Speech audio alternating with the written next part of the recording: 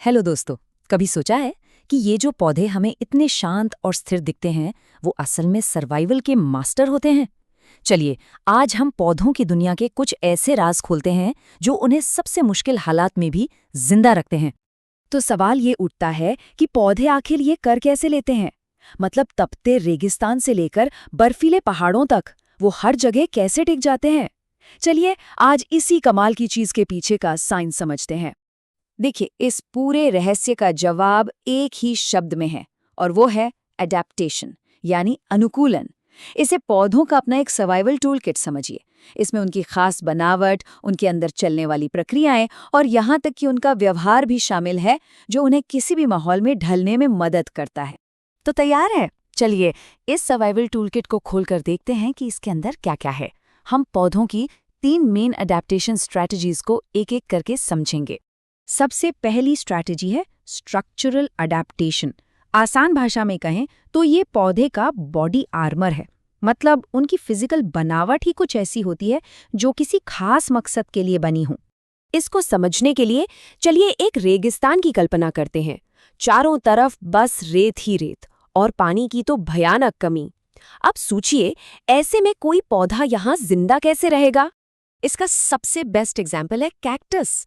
आपने देखा होगा उसका मोटा गूदेदार तना। वो असल में एक इनबिल्ट पानी की टंकी की तरह काम करता है।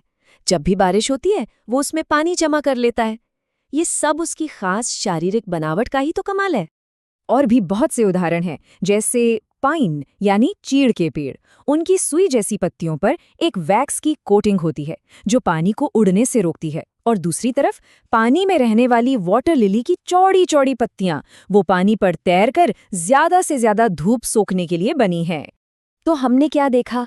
कैक्टस पानी स्टोर करता है, पाइन ट्री ठंड से बचने के लिए अपनी पत्तियों का इस्तेमाल करता है और वाटर लिली धूप के लिए तैरती है।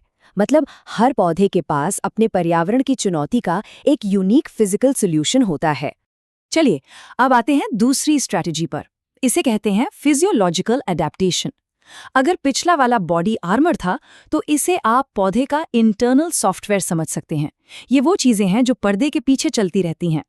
अच्छा, अब इनकी होशियारी देखिए। ज्यादातर पौधे क्या करते हैं? वो दिन की गर्मी में अपनी पत्तियों के छोटे छोटे छेद, जिन्हें स्टोमाटा कहते हैं, खोलकर सांस लेते हैं। लेकिन इससे बहुत सारा पानी भाप बनकर उड़ जाता है। अब रेगिस्तान के पौधे इससे कई ज्यादा स्मार्ट हैं।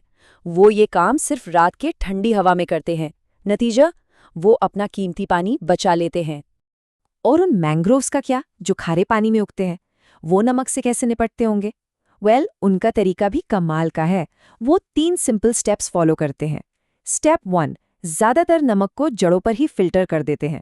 स्टेप 2, जो थोड़ा बहुत नमक अंदर आ भी गया, उसे अपनी पुरानी पत्तियों में स्टोर कर देते हैं।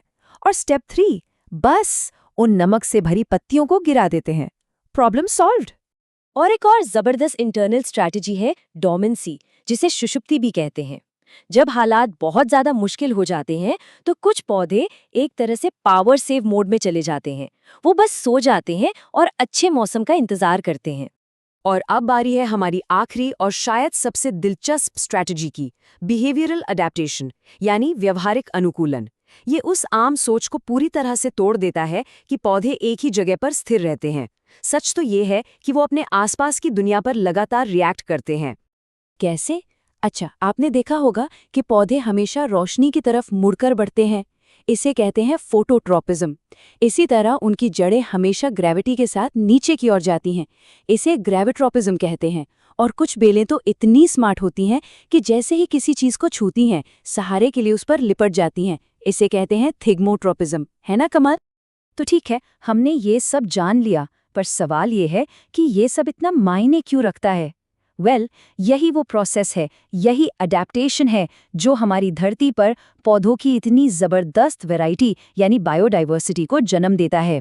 बिल्कुल, जैसा कि कहा गया है, वर्षावन में रहने वाले एक पौधे की खासियत रेगिस्तान में रहने वाले पौधे से बहुत अलग होंगी। क्यों? क्योंकि हर पर्यावरण अपनी अलग चुनौतियां लेकर आता है और पौधे उन्हीं चुनौतियों के हिसाब से खुद को ढाल लेते हैं। इस अंतर को समझने के लिए जरा इन दोनों को देखिए। एक तरफ है रेन फॉरेस्ट का पौधा, जिसकी चौड़ी चौड़ी पत्तियां हैं ताकि वो घने जंगल में भी धूप पकड़ सके। दूसरी तरफ है रेगिस्तानी पौधा, जिसका मोटा तना पानी जमा करने के लिए बना है। दोनों ही अपने अपने घर के मास्टर हैं और दोनों के पास अपनी अपनी सर्वाइवल किट हैं। अडैप्टेशन की ये पूरी कहानी हमें दिखाती है कि पौधे कितने लचीले, कितने रिजिलिएंट होते हैं।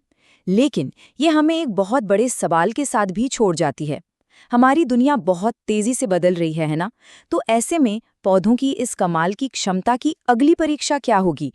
ये सोचने वाली बात है।